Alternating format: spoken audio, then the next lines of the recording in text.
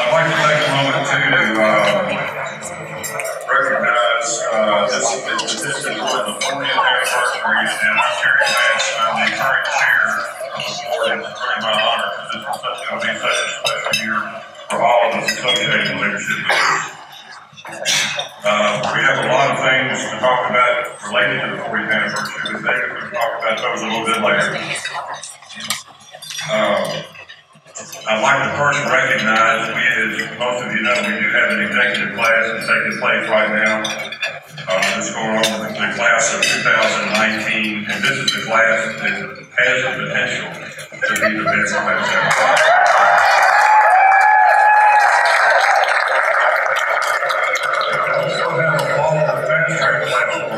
In the audience today, so can you recognize it?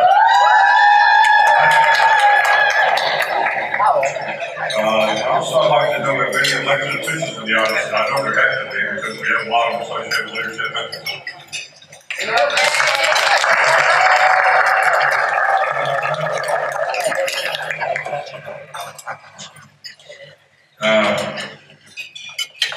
As most of you know in the program, we thought we were going to have our Mayor Lee Harris here today. He had something important to come up, so he couldn't be with us today. Otherwise, he would have been here. I had the pleasure today we've got two presenting sponsors for today's breakfast. The first is the Federal Express. John Jackson will be here this morning. He'll come up shortly. Vice President of Strategy, Planning, Engineering, Innovation, and Customer Identity at FedEx Services. That's a lot of jobs to have.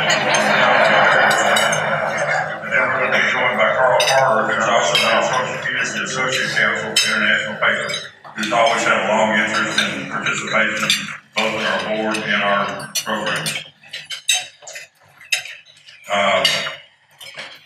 So anyway, I'd like to ask them to come up now. Presenting sponsors.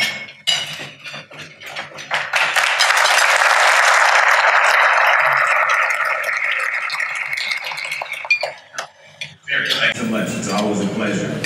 David, as you know, the long history of FedEx and leadership Memphis has been robust, and to this day and even going forward, we look forward to that partnership and that relationship. So on behalf of Leadership Memphis and FedEx, I want to thank you for being here for the annual Leadership Memphis Multicultural Breakfast. Leadership Memphis has been on the front lines of diversity and inclusion efforts in Memphis for 40 years. Nearly 2,000 alumni have completed Leadership Memphis programs.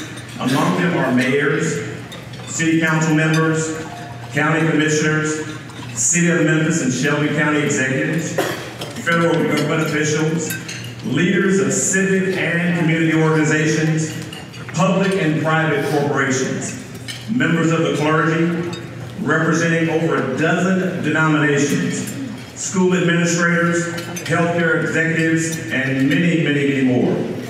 Leadership Memphis was created to bring the city together by connecting leaders from all sectors of the city, embracing and celebrating multiculturalism. One definition of multiculturalism is the policy of maintaining a diversity of ethnic cultures within a community. That's also a definition of how we do business at FedEx. With more than 400,000 team members across the globe, we are as diverse as the world we serve. FedEx knows the value of diversity and inclusion. Diverse voices foster creativity, innovation, and exceptional business results.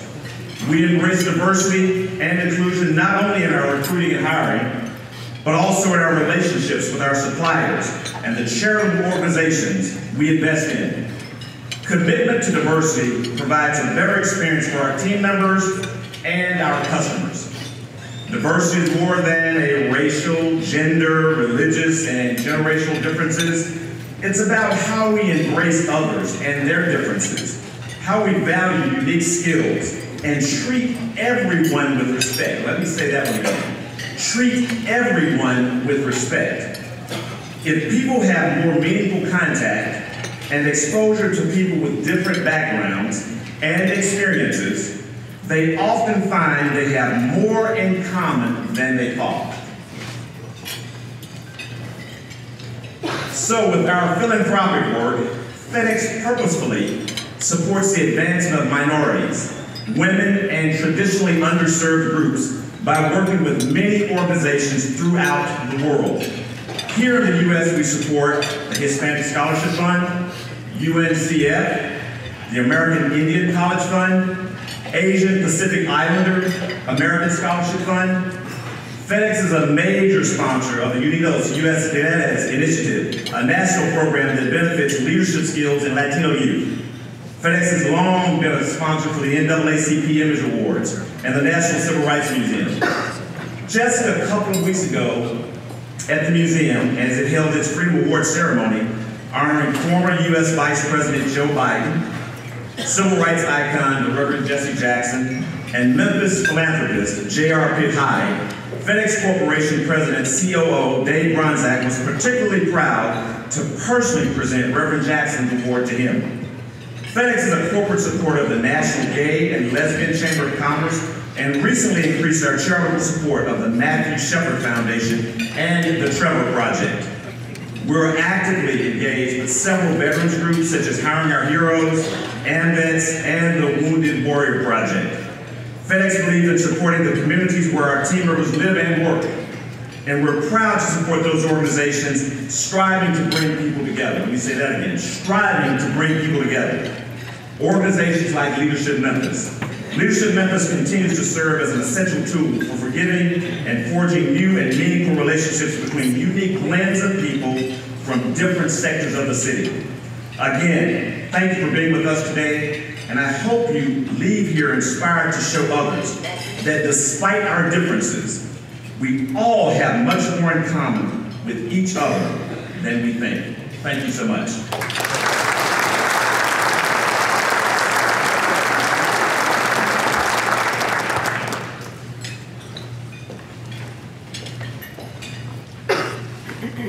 And Carl Hardy from International Paper.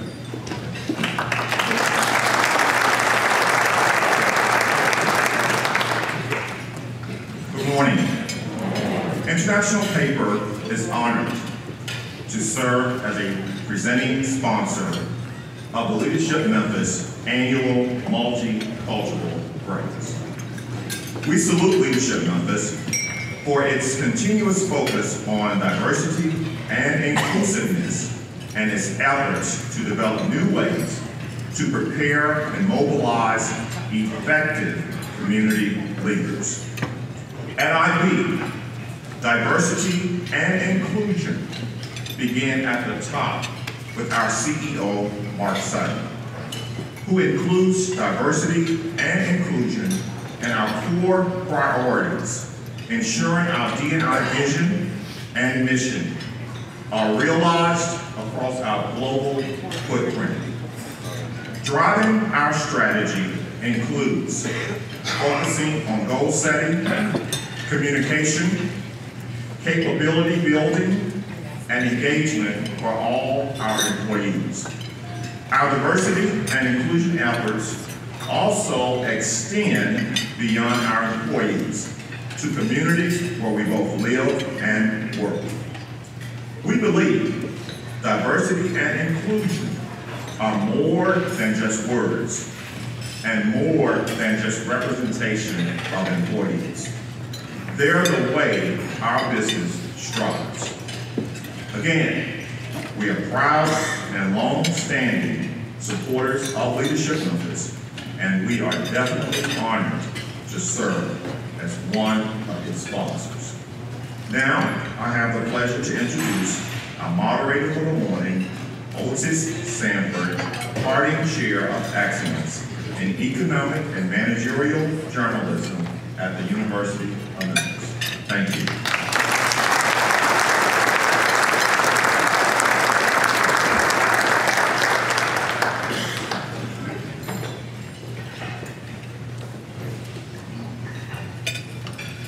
Thank you very much, and good morning to you all.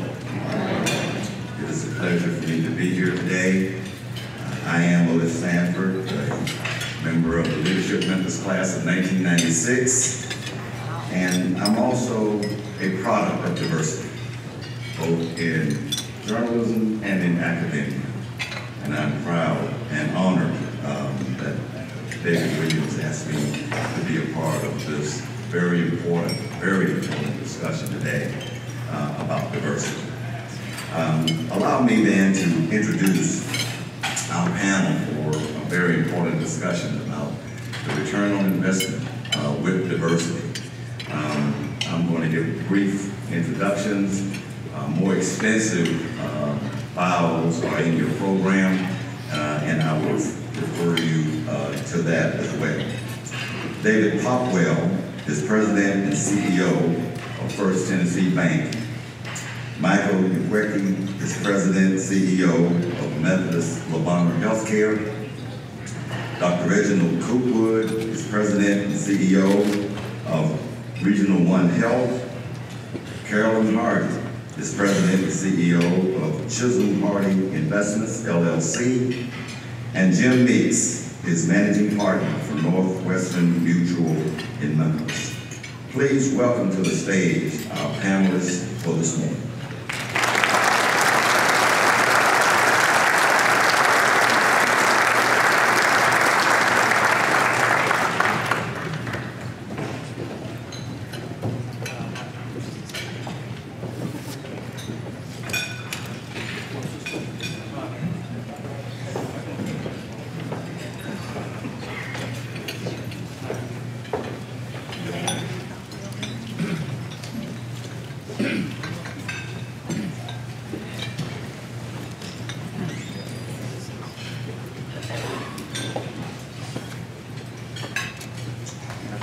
As part of our discussion today, we asked each of our panelists to take about 2 minutes or so to give their perspectives about the value, the importance, the return on investment in diversity using slides that will be shown to the audience. And after that, I will follow up with individual questions, and certainly if we have time, I have general questions that I will be passing on to you as well. So, David, we're going to start with you at First Tennessee Bank. All right, thank you. First, let me say it's an honor for me to be able to represent my teammates and colleagues at First Tennessee Bank. There are a number of very important leaders of our company who are here today. Each of them have key roles in the diversity and inclusion initiatives that we have in our company. I particularly want to acknowledge John Daniel, our Chief Human Resources Officer, who's been vigilant and a real driver and a beacon in the diversity and inclusion space in our company since the day he walked in the door. Why is diversity and inclusion important for First Tennessee? Two broad things. Number one, it's just good business. At First Tennessee, we want our teams, and particularly our leadership teams, to reflect the communities that we serve and the customers that we serve. We want our customers to feel welcome doing business with us, and when they see people that they can connect with and relate with in our organization, it makes them feel welcome. Secondly, creativity and innovation. If everyone grew up in the same neighborhood, went to the same schools, went to the same churches on Sunday, we wouldn't have any new ideas in our company. You know, banking, candidly, is a pretty boring business. It's hard to differentiate yourself from your competitors, and so innovation and creativity is important. I was reminded on Wednesday of the importance of this way of thinking. 10 years ago, I was in Chattanooga, and people were telling me that we needed mobile banking. And I said, who is going to bank on their phone? That's a ridiculous idea. The people unlike me prevailed. And 10 years later, as a general rule, banks have been reduced to branches by about 30%. And, you know, mobile's a hot place to be. But I'm telling you, 10 years ago, there were a group of us that said, that's sizzle.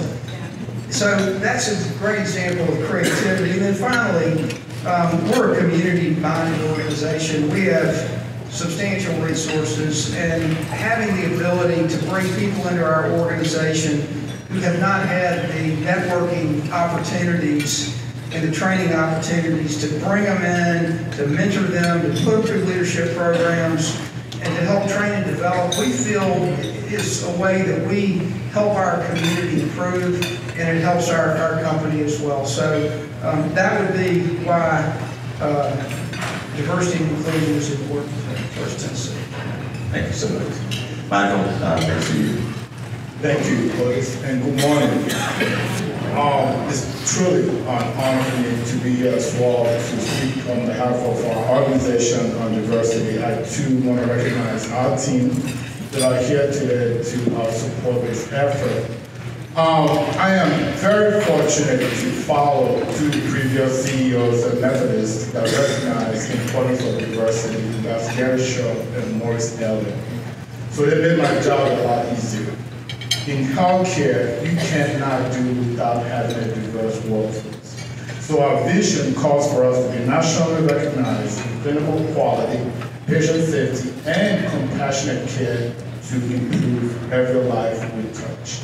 So there are two key elements that I want to point out. One is nationally recognized.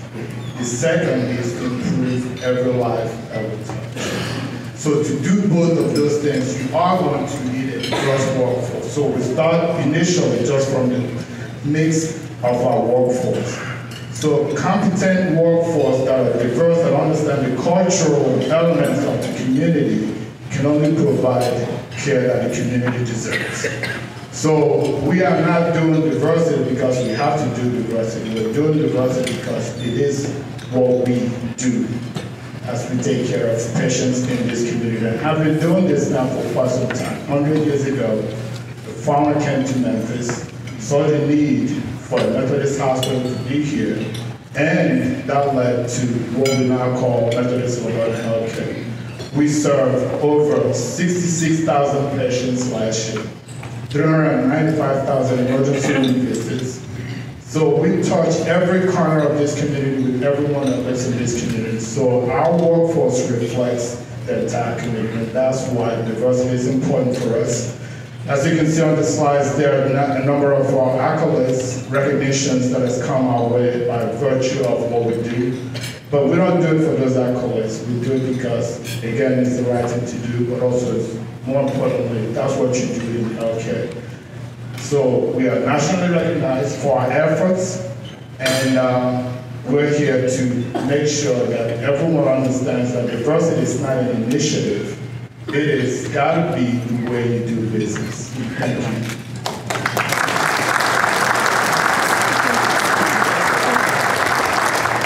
Next, we have Dr. Coopwood, Regional 1 Health. Thank you. I took a little different spin on diversity. We want to look at, when you look at what is the return on investment, that's one of the hard things to calculate, but it's easier almost to calculate what are you missing when you are not diverse. When we look at our patient care, similar to, wait a minute, let's go back. Okay. When we look at our patient care, we like Michael just described, we touch all aspects of this community as it relates to population. So it's important that we have a diverse workforce to be able to be culturally sensitive to whomever we work for. It's important to our hospital, the providers that we have, and what we want to look at today is how does it impact the city. So when we look at the role of diversity, how does the money that we pay in salaries, how is it spread across the city in order to improve the city of Memphis? So let's look at this next slide that shows, when we look at it by gender, far to the left, I guess it is, 20% of our workforce is male, 80% is female, understanding that we're heavily employed our nurses who are majority female. When we look at 80%, we're putting about $122 million in the community with females, whether they're within a family or single mothers or single individuals. When making over $50,000, and there's an article in the Huffington Post that said, calculated what does it cost to live comfortably in the city, and they used a calculation of 50, 30, 20, where 50% covers your necessities, 30% covers your incidentals, and 20% is for savings. So we wanted to look at what does the cut look like, and for Memphis, that number is $44,000. And so we wanted to look at our employees initially as gender, and we see 82% of our individuals in our company are female, making over $50,000. Then we moved over to race, and 48% of our total workforce is African American, 39% white, and then the others are there. But when we looked at making over $50,000 and looking at dollars that are paid to employees that are invested into this community, 64% of the individuals within our organization are making over $50,000, which exceeds that number that allows us to live comfortably. And so we feel it's a return on investment within our organization, a return on investment on how we deliver care, and it's a major return on investment when we look at this great city of Memphis that we have in making sure that we are providing salaries for individuals that can live comfortably in this community.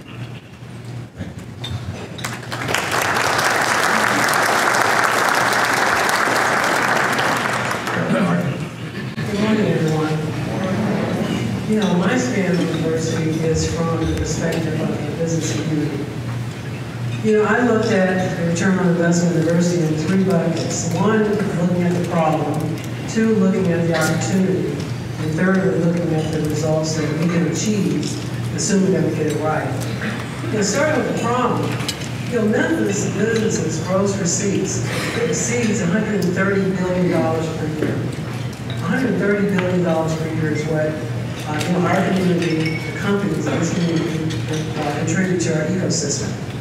When you look at that, only 1% of those gross receipts are contributed by minority businesses. And when you think about that, 63% of our population is minority. When you look at our female population, 52.2% of our population, you know, are women. And only 2% of the gross receipts are contributed to women. Now, when you look at that 1%, in 2007, the gross receipts were actually 25% higher. Over the last 11 years, minority businesses lost 25% of the gross receipts on the sales of this community. So when I look at diversity, I look at what is it going to take for us to get back to the 2007 level. Now, the difference between 2007 and the present is about $300 million that minorities have lost in gross receipts of their businesses in the Memphis community. When you look at the state of Tennessee, minority gross receipts at the state level is only $47,000 across the state. At the national level, minority gross receipts are $72,000. So we're almost 70% less than minorities across the nation. And then thirdly, again, I want you to think about these numbers because these numbers are appalling to me. When you look at the average revenue of women-owned businesses, across the United States, the average is $143,000 gross receipts for all women. For white women, it's $212,000. For black females, it's $24,700. Less than 11% of white females. So that says that black female businesses are not doing very well. When you look at black median wealth, the median wealth of a black family is wealth being home, car, money in the bank, savings for retirement. $17,600. Versus when you look at the majority, $171,000. Which means that for every $1, minorities have 10 cents in the bank, which is appalling. When you look at the opportunity, what can we do better? First thing I've heard some of the CEOs here on stage talk about the diversity business top-down strategy, which means the CEO has a position within this company that diversity is a business strategy. It's not a social program. And a lot of times I see it embraced by companies on going in your favor, as opposed to being a business strategy. Secondly, diversity has to be embraced by all leadership, rather than a checkbox. Thirdly, it requires will. The company have to want to embrace diversity. Again, it can't be a social program, it can't be a handout, it has to be an important part of your business strategy. You really have to help the organization remove what I call barriers. There's a lot of myths out there, or biases, or past behaviors. You know, I was interviewing a group a few years ago about why weren't they making progress. And they said, well, we had a bad experience with a skilled tradesman. And I said, everybody's had a bad experience in their life, but you probably also had a good experience. If every one of us painted a picture that we had one bad experience or wrote everybody off in a culture because of one bad experience, then that actually blocks change. So we have to get past the myths, the biases in the past. The $1 billion club has 3 requirements for success. You're doing business with minority businesses. They're saying 3 things that you have to do in order to be successful with minority business. 1, they have to have access to capital. When I say access to capital, I don't mean 15% interest rates. I mean interest rates that are consistent with the majority of their bidding. They have to have access to equal opportunity. And equal opportunity means when they're bidding on a contract, if they're not the incumbent, they have to have access to equal information. And then thirdly, they have to have access to contacts, people who will help them through the process. Then if we get it right, what are the results? The results is if we close the gap between the gross receipts in Tennessee, between that $47,000 per year and the $72,000 the national average earns, we'd add $1 billion to our community. The second fact, if you don't know it, is that black companies hire other black employees. So the problems that you see with unemployment in Whitehaven, Fraser, and other black communities, those problems would be minimized if black businesses grew, because a lot of those black businesses are located in those communities. And thirdly, if the revenues of minority businesses was equal to women businesses, we would add 4 million jobs to our economy, and we'd add $1.2 trillion to our economy. So if you really want to get an ROI, you need to look at ways to close the gap. And I'll end with a quote from Dr. Martin Luther King. His I Have a Dream speech, he spoke of the fierce urgency of now. The fierce urgency of now. And that it was not the time, 50 years ago, to take the tranquilizing drug of gradualism. But think about it, here it is 50 years later. 50 years later, after his assassination, we were still on a similar moment. We have not made the progress that we should have made. Bold action is required. Now, thank you.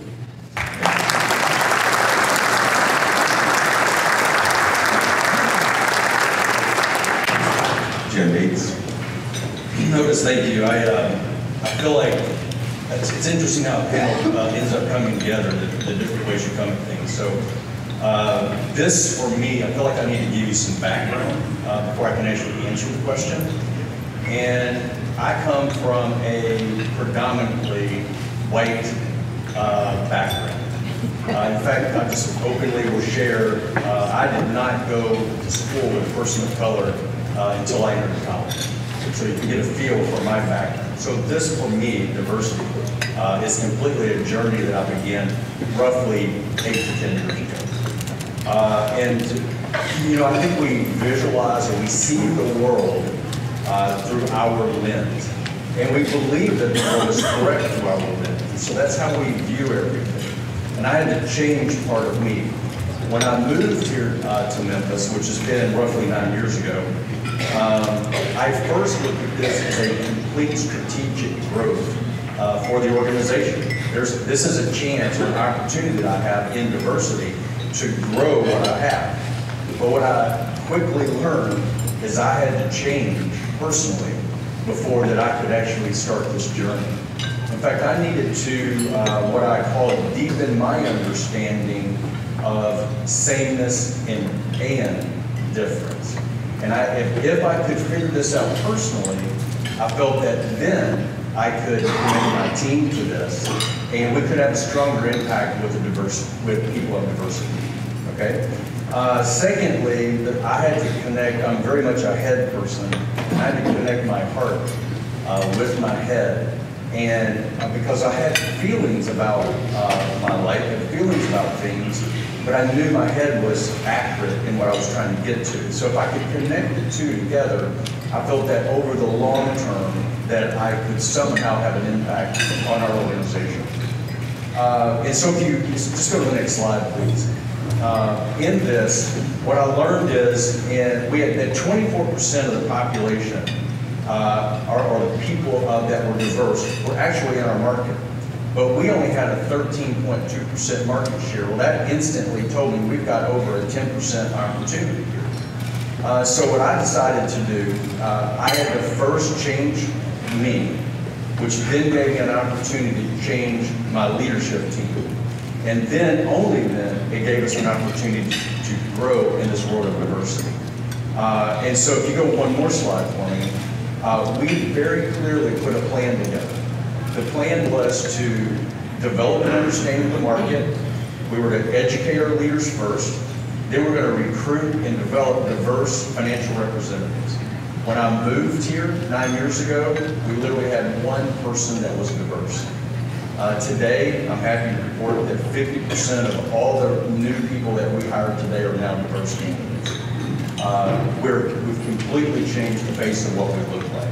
I will tell you that I was very aggressive early on, and I said to myself, when I retire, I will have an organization that will mirror my marketplace. I quickly learned that's virtually impossible. I will have to only move toward that. I can only move us in that direction. And then when I pass the keys to my successor, that person can continue on with the plan we put together. So after we are recruiting the right people, then we must build a brand of awareness. We must adapt all of our planning to that diverse market, and then we determine the best how to serve that. Thank you very much.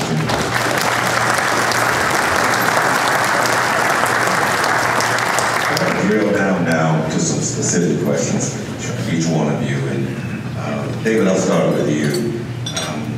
I don't think there's any question that First Tennessee has a long and storied history in this community, in the banking industry in this community. And diversity at the executive level has been a hallmark of your organization. But we know that change is constant. We also know that the banking industry as a whole still has a lot of work to do. So my question is, what is your organization specifically and the banking industry in general doing to ensure that diversity is more than just a slogan or something in a mission statement? All right. Well, I would answer it this way. Going back several years, we as a management and leadership team stepped back and we said we need to take a different view towards diversity and inclusion. And it needs to be something that is business-driven, a business strategy. It's not just a headquarters or a headquarters city initiative. And so what we did is we created a position, Director of Affinity Banking. Lynn Walker, who's here today, serves that role. And I think that what is very important is that Lynn spent 30-plus years on the front line of the banking industry in a customer-facing, revenue-producing role. She reports jointly to John Daniel, our Chief Human Resources Officer, and myself. And she has played a huge role in developing our strategy. And so a couple of things that we have done. We use data and analytics to run our diversity and inclusion strategies just like any other business that we have. We're all known as business leaders for holding salespeople accountable and stack ranking and things like that.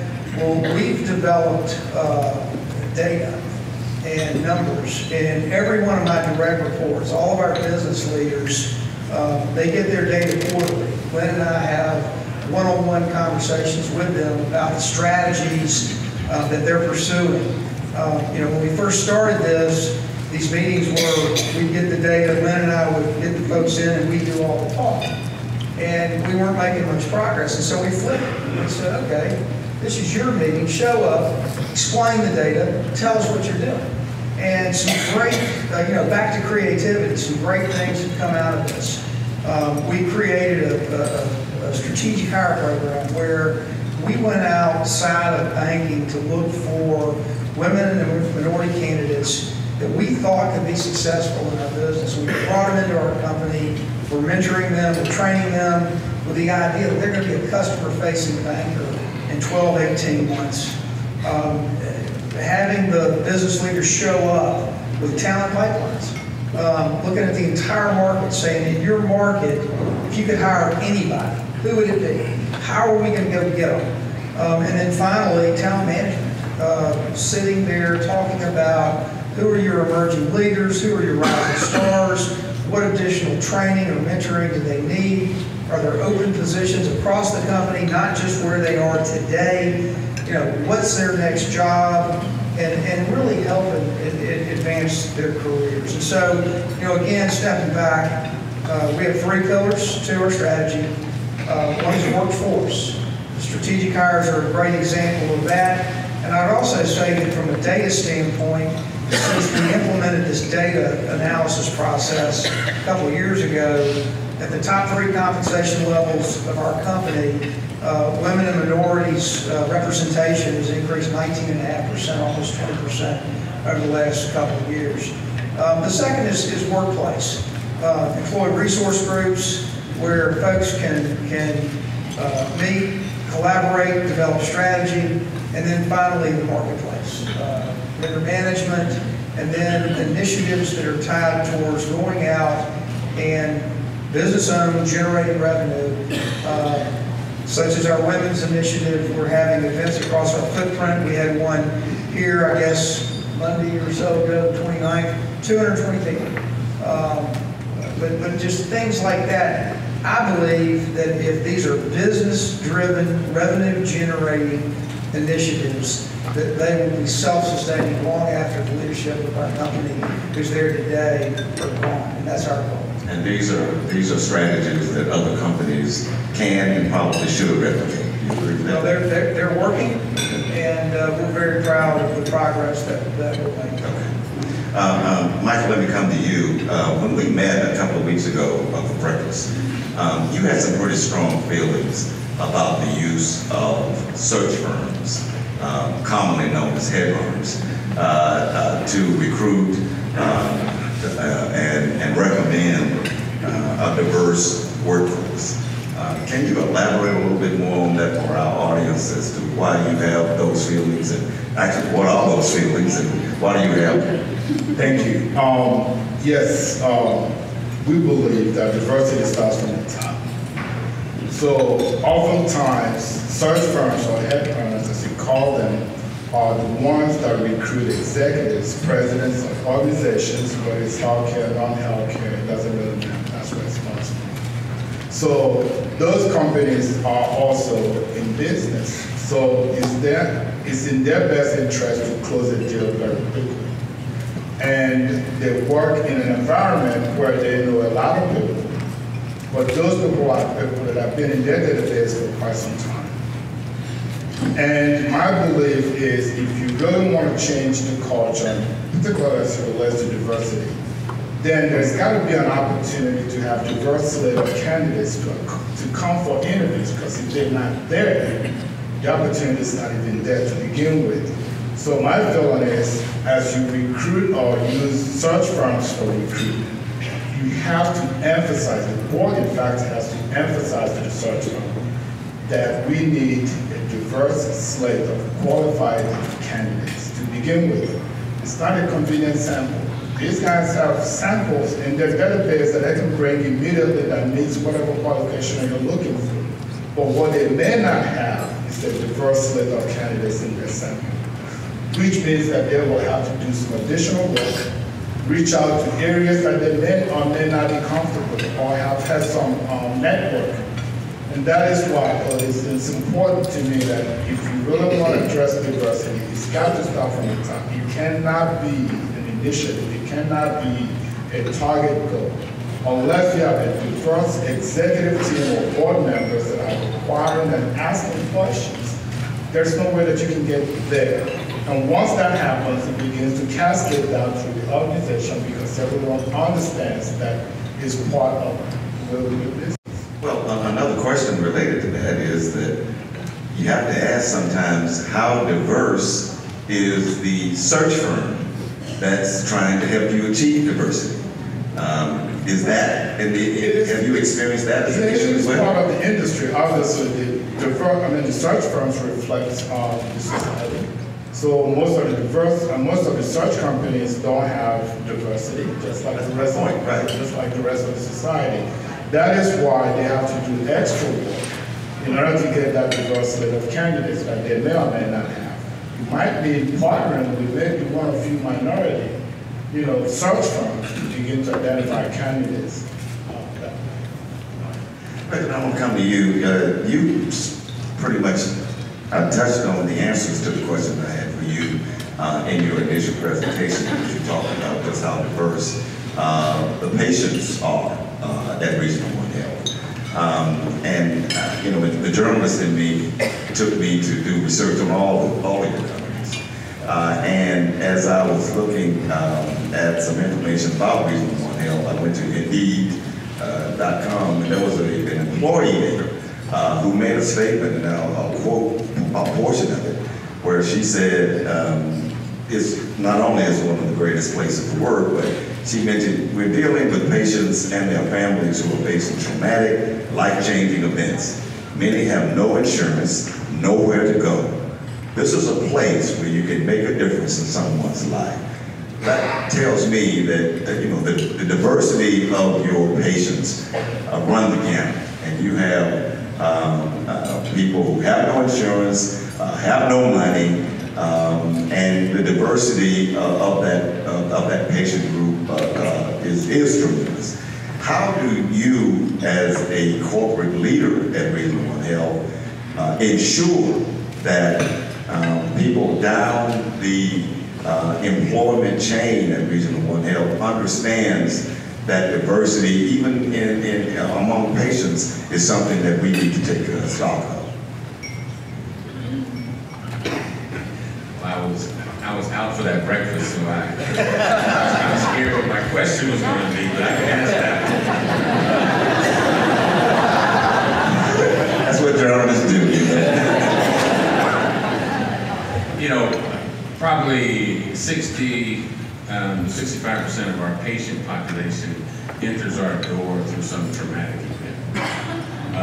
Regardless of what we hear on the news about who got shot last night and who went to Regional One Health for care, majority of our trauma patients are car accidents. People like you and me driving to work in the city that where, I don't know, red lights, yellow lights mean speed up, and crosswalks mean watch out, and they end up in our doors. And the interesting thing about traumatic events and fires is they're no respecter of person, race, socioeconomic level. So we get a diverse slice of this community through the patients that we see. One of the things that has really become more and more obvious in the healthcare industry is cultural competency. And in cultural competency, what that means is, just like was described here, if you're an individual that grew up in a singular racial environment, you don't necessarily have the tools to be able to understand the differences between cultures. And so there's an important piece of our work is not only to make sure that they're clinically competent, not only to make sure that they're delivering high quality care, but also that they understand the cultural differences that may exist. When I was a resident in Nashville, I'll never forget it because it just kind of blew me away. I was working in the emergency room, and this couple, this Caucasian gentleman, his wife and daughter, were in Nashville vacationing. The father had a heart attack, came to the emergency room, and he died. And so it was my responsibility to go talk to her and let her know that her husband died. And I was preparing, and I let her know, and she heard it, she listened to it, and then she looked at her daughter and she said, what are we going to do now? And that blew me away, because if I had the same conversation with an African American wife and child, somebody would have been on the floor waiting. And so there's this cultural differences that just caught me by surprise on how the reaction to different things are. And that right there taught me a lesson that we're all the same, but we all have different experiences. So it's very important that your workforce understands that. So that you can not only give the right medicine at the right time, but you're doing it in a culturally sensitive way. And that's important for us. My executive team hears it from me. Their leaders hear it from them, and on down the line, and so that the person at the bedside not only is delivering high quality care, but doing it in a culturally sensitive way. Thank you so much. Carolyn, you were at that breakfast that Reginald missed. I was on medical leave. You had a valid excuse. You had been in my class, you could have got an excuse. During our discussion, Carolyn, you mentioned that you were really not a huge fan of diversity departments within organizations, which kind of struck me when you said that. So please share with this audience why that's so. You know, when we were at breakfast, of course I thought it was off the record.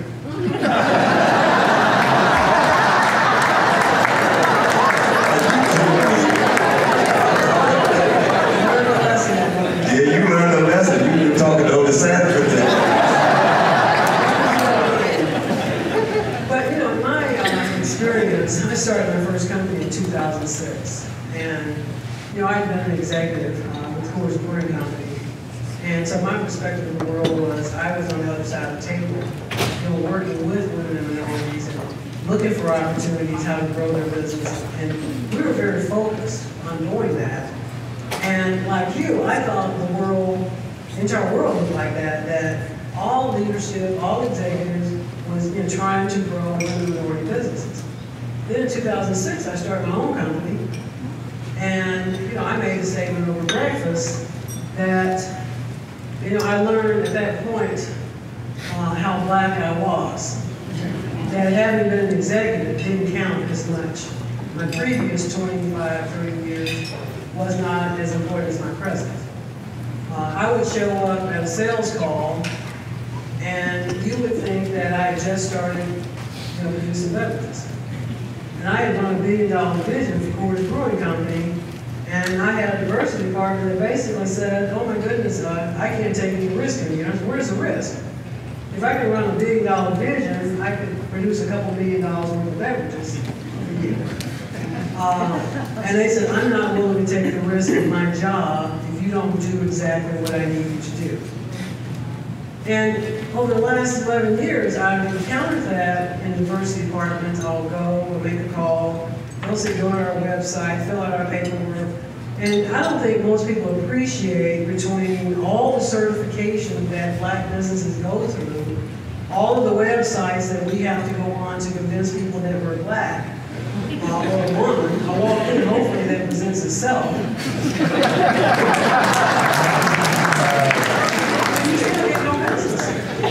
And one of the things that I tell, people when they ask about with women and minority businesses is that we not only not have resources, but a lot of us don't have time. And we're taking that time applying to diversity departments that yields no fruits. That's really not fair to that organization. I would attend to national conferences which cost between $3,000 and $5,000. I made a statement to my daughter that I won't attend another national conference. I can waste money in other ways. You go to those conferences, everybody tells you to apply to their website, and zero business comes from it. I could have had $5,000 in the bank, as opposed to giving it to a trip and yield no fruit. When you set up a diversity department, I've heard some really good feedback here on stage today. It's really important that it is embraced by the CEO. It is a business strategy. It is not a social cause. A lot of these businesses that are started by women and minorities, these people were former execs with former large companies. They're not just someone who came from driving a forklift to running a major company. You have to give that department a mission. You have to set goals. You have to give them authority. You can't give them just a title. And I see some, when I talked to some of the diversity departments, I was in Houston last year, and the person over the department told me that I have no authority. I'm doing the best that I can. I can introduce someone to you, but I'm not procurement. If the leadership don't embrace the goals and don't do anything, the CEO don't hold them accountable, what do you think I can do? This was last year. I'm talking 2017. I'm not talking, 1995. I'm talking now. So we have to, at the CEO level, give the diversity department not just a title, but give them a mission, give them authority, make sure that they're aligned with procurement, and make sure that those leaders are yielding results. And at this point in my career, the way I go to market is, I go to market just like the white males. I call on that RFP, I apply for that RFP, and I try to get on that level. I know that my cost, quality, and service has to be better, not equal. So when I'm coming to you, don't think I'm worse. Assume that I'm better. Because in order for me to win, I have to be better. And so I've stopped wasting my time because, time is a precious commodity. And to your point, you're not going to accomplish what you intend to accomplish. I like to move the needle on poverty. And at the rate we've moved in the last 11 years, I'll be dead 10 times.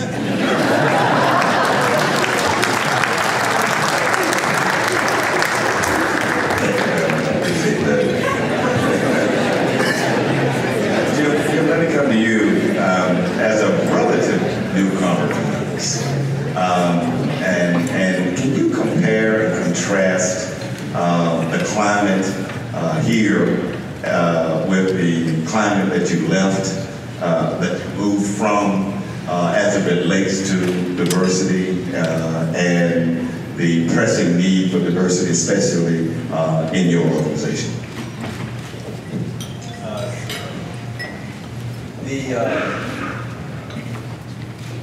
Remember, you got to have to tell background again. Remember that I grew up, I'm in college before I'm with anyone that's diverse or a person of color. And then, not strategically, but I then moved to the west coast of Florida, which at the time was about 97% Caucasian.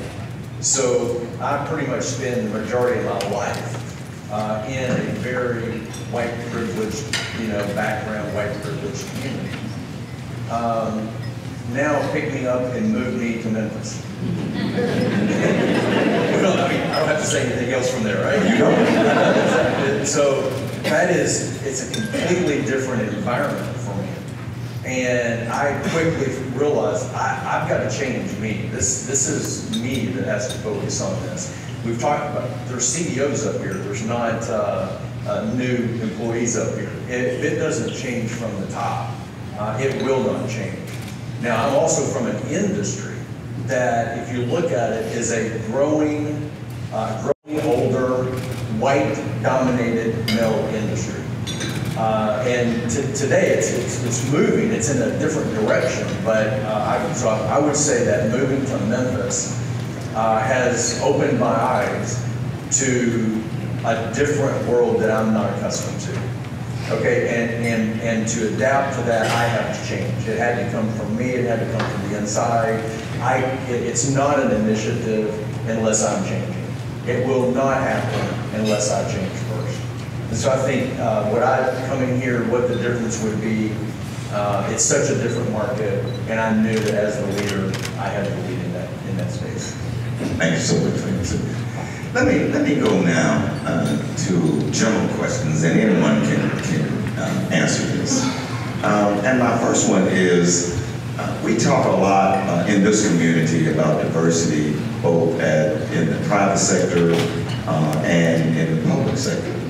My question is, who should be more responsible for ensuring that diversity is a business goal? Is it the public sector, government, or the private sector where most of you are? Who wants to tackle that question? I'll think it should be both. The government sector has done a lot, obviously, through the county commissioners or the city council. But I think it should be both because the private employers are really the ones that touches more people than the government sector.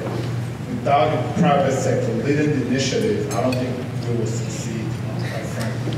Oftentimes, people will ask questions, show me the data, show me the return on this investment or that. I don't think data is the issue. We have more than enough data to justify that diversity pays for itself. What we lack is the will to make it happen. That's what we lack. It's not a question of whether we have data or whether we have our courses for. So my take on it is that the private sector should lead it, but both should be obviously leading that. Carolyn, you want to get in? I'm going to focus on the data. The government's budget is less than $2 billion. Less than $2 billion. And of that $2 billion, understand that a significant portion of that has to go to public safety, education. So in terms of the expendable income or spending that they can allocate to the business community, it's probably less than $500 million. When you look at the private sector, the gross receipts is in excess of $130 billion. So if you're going to go after a target, you're going to shoot at a bullseye, you're going to shoot at $500 million or $130 billion. Okay. So logically, from a business standpoint, I'm going after $130 billion because even if I fall short, I get something, right? So it has to be, in order to get us where we need to go as a community, from to improve our poverty situation, it has to be the private sector. Okay, great. I moved here from Nashville, and so I'll say this in two ways. I think the government has a role in bringing to the private sector the consciousness of the importance. I never heard anything about increasing or improving minority spend. That's never, maybe it is now, I've been home 8 years, but that was never a conversation from a governmental entity, either the mayor's office or the council. And so when I got here, that's an understanding in this community that we should all seek to improve our minority participation in things. And that's interesting, when I first got here, we were choosing an auditing firm. And, to do a complex healthcare audit, there's only X amount of firms out there. And they had to have the size and the scope. And so we were choosing one of those major firms, and one of our board members said, we won't choose you until you include a minority auditing firm, local minority auditing firm, to help participate. And I was like, well, that's not going to happen. ENY, KPMG, whoever is not going to take part of their, this is my thinking from Nashville, take part of their audit and give it to a competent minority firm that's smaller and doesn't have the ability to do the whole audit. And I was shocked, just from my perspective, that they said fine. They found a very competent African-American female-run auditing firm to participate in an audit. And over the 8 years I've been here, they just presented their audit for last year. They've increased the amount of time that this firm has participated in the audit. And that was just an eye-opener for me. It never would have happened in this. No, this would not have happened because it had not been set as an expectation for the community. Thank you. Let me move on to another question. We hear all the time that education is the #1 issue that impacts economic development. What are your firms, your companies, your organizations doing to help deal with the educational issues in this community that would positively impact economic development and also positively impact diversity within your organization? Jim or David, you want to address it? Well, several things. First of all, from a community standpoint, we're part of an organization that sponsors Operation Hope Inside, teaching capabilities in our financial centers. And when you talk about economic development and you talk about communities, the stronger your community is, the stronger your businesses are going to be. And if your constituents and the people who live in your communities are not bankable, cannot buy a car, cannot buy a home, cannot afford to borrow money for education, that's a big problem. Can't even open a checking account. So we have 21 of these Hope Inside locations that we sponsor, and we are seeing meaningful developments in helping people become bankable so that they have access to financial systems. We have a foundation. We have 2 foundations, and we give away approximately, we make grants approximately $8 to $10 million a year, and about a third, 40% of the money goes towards educational or programs that enhance education. And again, it ties back into economic development. And then finally, just hiring people in entry-level jobs, training them, helping to mentor and develop them so that they can rise up through the compensation structure. It is very meaningful, and we see it happening. Kevin, you want to address it? Yeah, I'll jump in. We focus on, which is not in early education, but in later education. So as we move into a more diverse market, one of the things we learn is pure financial literacy. Learning how to budget. I may have grown up that way, so I'm still looking through my lens. Not everyone grew up that way. And so we're spending a lot of energy around that, and we're spending a lot of energy around, and we call it black wealth, because so our market that we're focused on, and I really think that, so for us from an education standpoint, it is primarily an upper education, and it's in the financial industry. Okay.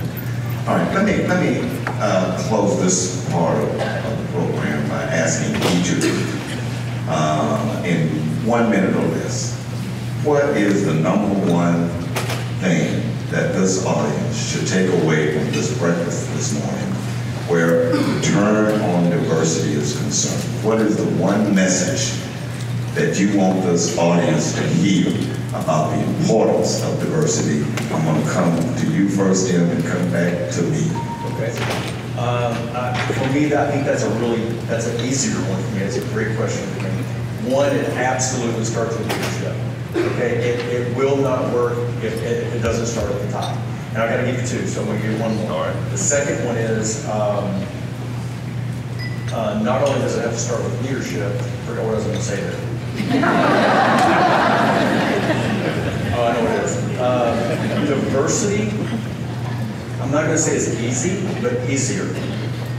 Inclusion is extremely hard. That's a good one. Diversity is easier, but inclusion is much harder. Yes, sir. Absolutely. Carolyn, what's your takeaway? My takeaway, and the takeaway that I'd like all of you to think about today is that everyone has to own diversity and inclusion. You own it where you are, and everyone has to accept the will of change. If things aren't changing for you or going in a direction that you need them to go, then you need to put your voice to work. At your company, as an employee, don't sit there and allow things to continue to fester. You know, a lot of people say, I can't do anything to change poverty. We can all do something to change poverty from where we are. You just have to have the will. The will is not at the CEO level. The will is at all and every level. So please stop accepting status quo. Do what you can do from where you are, because change must happen in order for us to address crime, education, and all those things that we don't like in our community. But if you're not doing anything, don't complain. Thank you. Reginald. The only thing I can say is be intentional.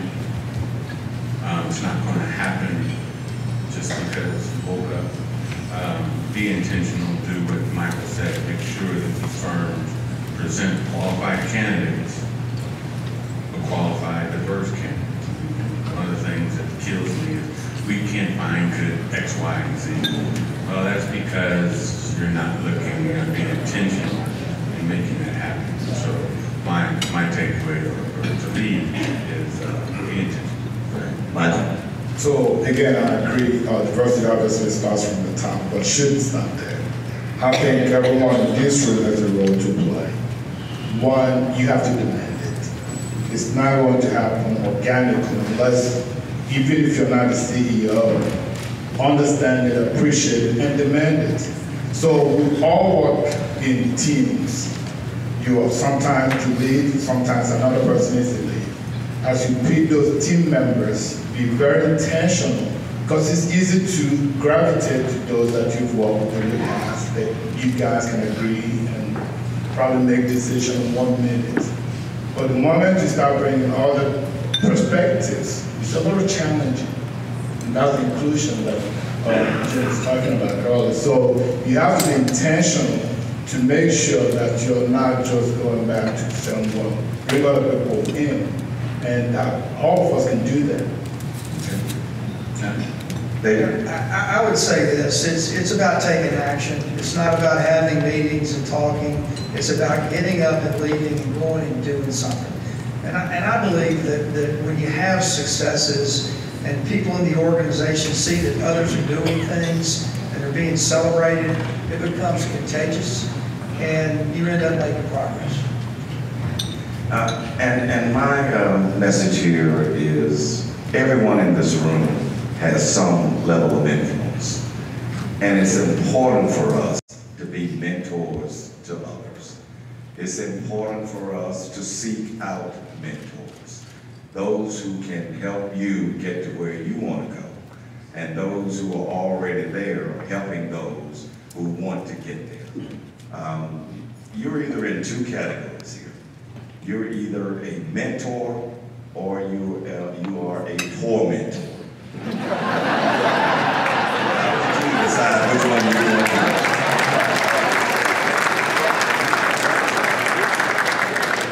So with that, please give a rousing round of applause to our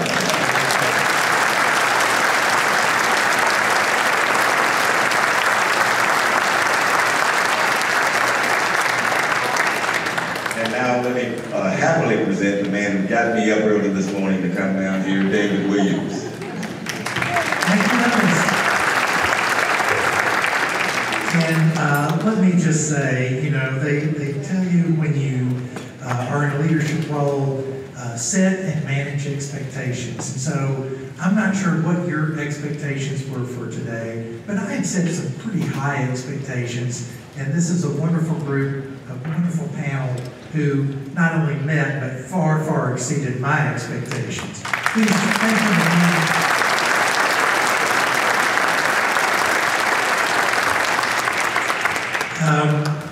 Yeah, I think about some of the takeaways. It starts with leadership at the top and has to stay there. Diversity is easier, inclusion is much harder. Everyone has to own diversity and put their voice to work. The will needs to be in everyone. Be intentional, it won't just happen. Shouldn't stop at the top. Again, be intentional and take action. Don't just talk, lead. Great lessons for us all. And Otis, I just particularly want to thank you for the additional time. You heard him mention several times, I did some research. I looked into, and so for anybody that's ever done what Otis has done, you know that he put the extra homework in, and we thank you. I want to also call attention to a few other things as we kind of wind down for the morning. One, if you could take it to the city slide, Jared. So the question was asked about business versus public, and I just don't think we should forget about the public sector. And to that, I wanted to just thank Joanne Massey and Mayor Strickland and the Street Administration.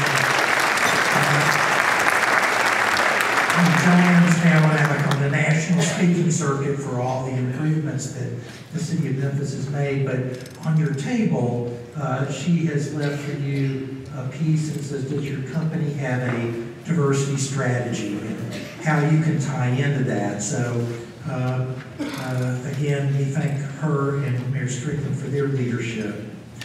And then I want to go and immediately thank definitely FedEx and definitely International Paper for their presenting sponsorships today.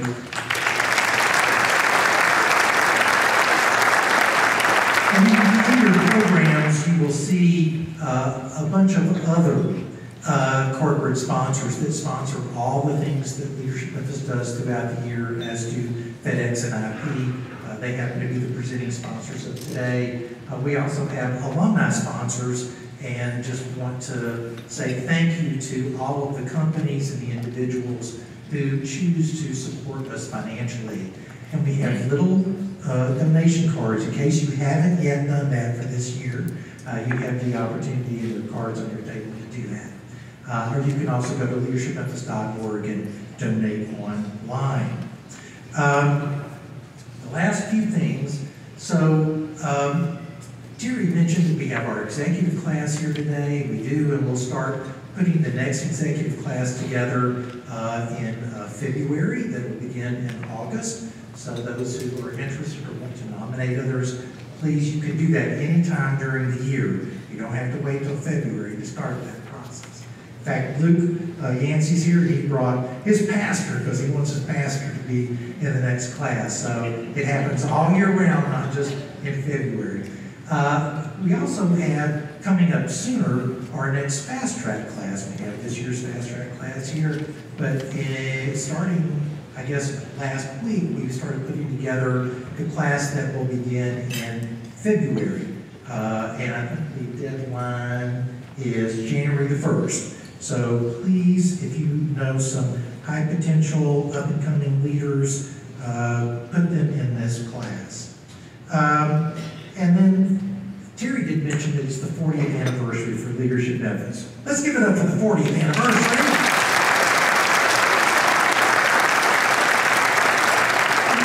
These are just a few of the remaining things that we will have. Volunteer Memphis, you know, we have Volunteer Memphis as an action initiative. We have Family Service Day on November 17th. And then we have our alumni holiday party. We already have 350 RSVPs for the alumni party, which will be at the Children's Museum this year on December the 10th. So you can already RSVP for that. We have our MLK Days of Service, January the 18th to the 21st. And then our Volunteer Memphis Awards on June the 27th.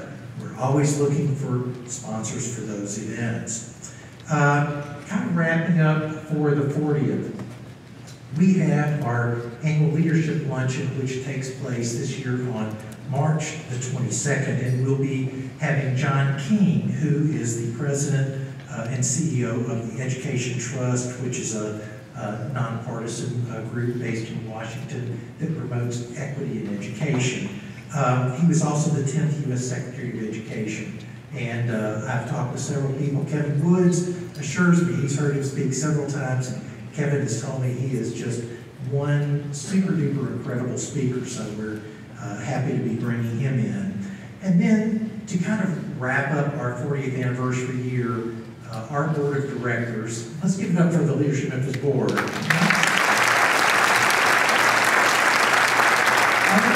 board of directors decided that we should do something to kind of commemorate our 40th anniversary, and decided that a luncheon would be great. And I know you're thankful there's not another gala to put on your agenda, but we decided the luncheon would be just perfect. So we're doing this 40th anniversary luncheon, and is Beverly Robertson? Beverly, are you here this morning? Oh, she did.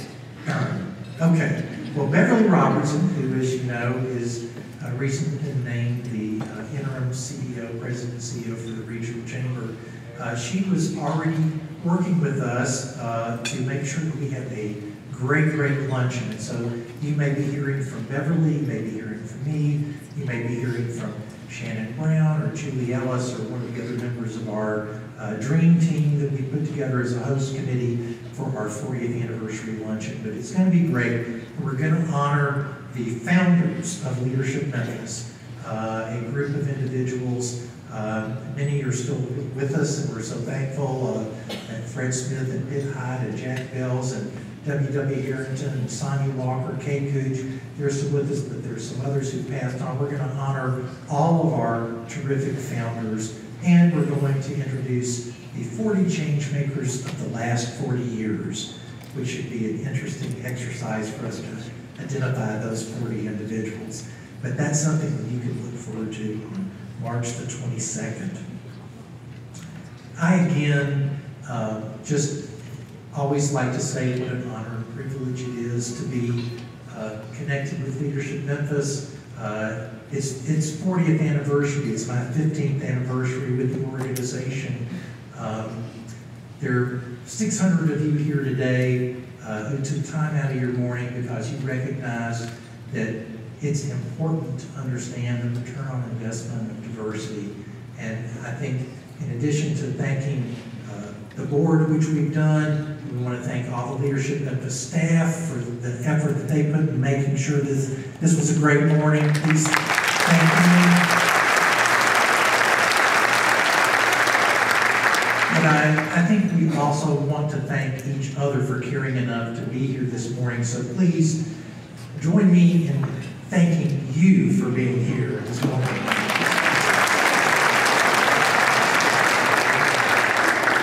And with that, let the record reflect that you're getting out 10 minutes early. Enjoy your day.